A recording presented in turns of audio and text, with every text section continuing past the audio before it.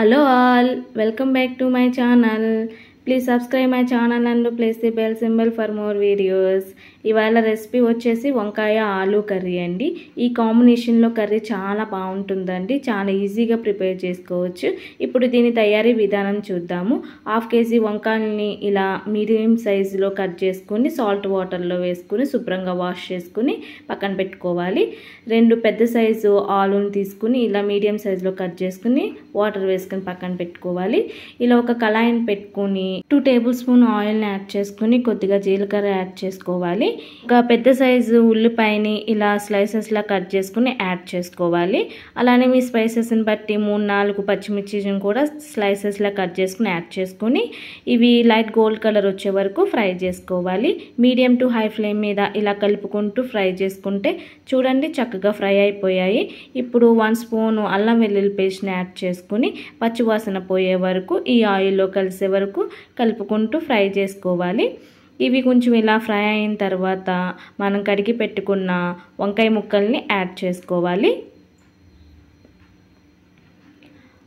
అలానే బంగాళదుంప ముక్కల్ని కూడా యాడ్ చేసుకోవాలి.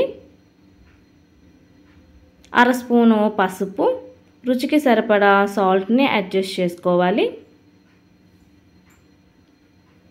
ఇవి ఆయిల్లోకి కలిసేలా బాగా కలుపుకుంటూ 5 minutes క్లోజ్ చేసేసి మీడియం టు హై ఫ్లేమ్ మీద కుక్ చేసుకోవాలి. చూడండి చక్కగా సాఫ్ట్ అయిపోయాయి ముక్కలు. ఇవి ఇలా బాగా కలుపుకొని ఇప్పుడు మసాలాని యాడ్ చేసుకోవాలి. 1 స్పూను గరం మసాలాని, 1 స్పూను ధనియాల పౌడర్ని, 2 టేబుల్ స్పూను కారాన్ని యాడ్ చేసుకోండి. మీ స్పైసెస్ని బట్టి యాడ్ చేసుకోండి. ఇలా యాడ్ చేసుకుని ఈ ఆయిల్లో కలిసేలా బాగా కలుపుకుంటూ 2 minutes ఫ్రై చేసుకోవాలి. ఇప్పుడు ఒక గ్లాసు వాటర్ని యాడ్ చేసుకోవాలి. ఈ ముక్కలు ములిగే వరకు వాటర్ని యాడ్ చేసుకుంటే సరిపోతుంది.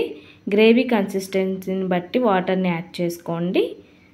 సో ఇలా కలుపుకొని సాల్ట్ని చెక్ చేసుకుని సాల్ట్ సరిపోతే సాల్ట్ని అడ్జస్ట్ చేసుకోవాలి. ఇప్పుడు ఒకసారి బాగా కలుపుకొని మీడియం ఫ్లేమ్లో పెట్టుకుని క్లోజ్ చేసేసి 5 minutes కుక్ చేసుకోవాలి.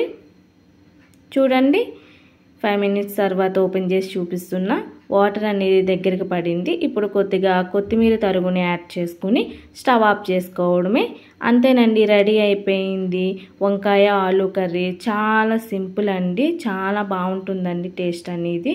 ఇది ప్లెయిన్ రైస్లోను, వెజిటేబుల్ రైస్లోను, అలానే చపాతీస్లోను చాలా బాగుంటుంది.